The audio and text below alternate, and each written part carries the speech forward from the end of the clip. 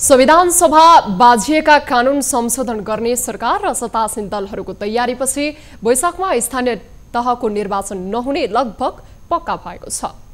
स्थानीय निर्वाचन ऐन अनुसार आगामी वैशाखभित्रै निर्वाचन गराउनु पर्ने भए पनि संविधानले सो समयमा चुनाव गराउन कुनै रोकावट गरेको छैन। स्थानीय चुनाव सार्न सकिने कि नसकिने भन्ने सवालमा मात्रै संविधानको प्रावधान आकर्षित हुने हो। चुनाव सार्ने नियत देखिए पनि तर सरकारले वैशाखमा के कति कारणले चुनाव नगराउन खोजेको हो स्पष्ट पारेको भन्ने छैन। एक रिपोर्ट। निर्वाचन आयोगले पुस 9 गते नै सरकारले निर्वाचनको मिति तोक्न प्रस्ताव गरेको थियो।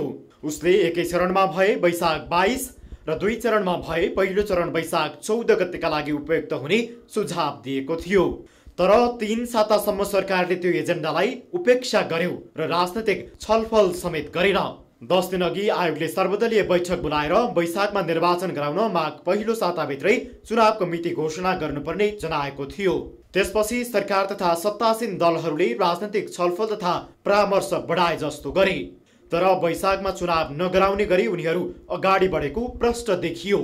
निर्वाचन आयोग तयारी अवस्थामा रहँदा पनि सरकारले चुनाव घोषणा गरेको छैन। स्थानीय तहको रिक्तताको परिकल्पना गरिएको छैन, हैन? त्यसो भए हुनाले स्थानीय तह रिक्त हुँदाखेरि के असर पर्छ भन्ने कुराहरू जहाँसम्म कुरा छ। अब पदाधिकारी विहीन भएपछि जनताका सेवा सुविधाहरू प्रभावित हुन्छन्, बजेट निर्माणको कुराहरू प्रभावित हुन्छ, कानुन निर्माणका कुराहरू प्रभावित हुन्छन्।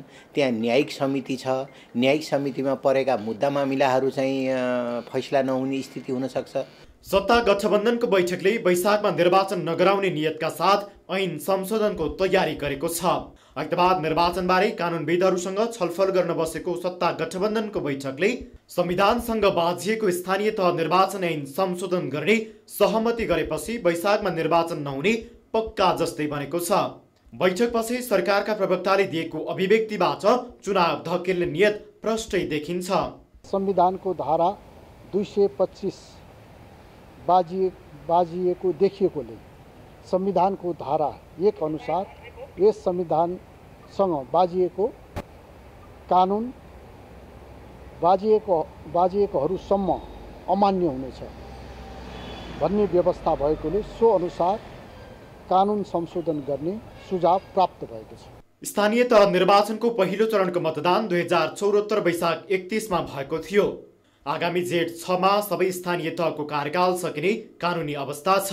स्थानीय तहको गत निर्वाचन 2074 वैशाख 31, असार 14 र असोज 2 गरी 3 चरणमा भएकाले संविधान अनुसार सबै जनप्रतिनिधिले 5 वर्ष कार्यकाल पूरा गर्नुपर्ने तर्क गर्दै निर्वाचनलाई धकेल्ने प्रयास भएको हो।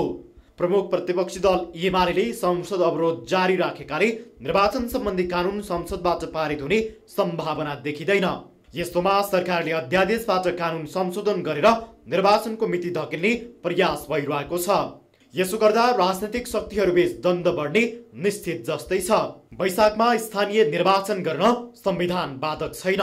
संविधानको धारा 225 मा गाउँ र नगरसभाको कार्यकाल 5 वर्ष हुने र कार्यकाल समाप्त भएको 6 महिनाभित्र निर्वाचन गर्नुपर्ने भनिएको छ।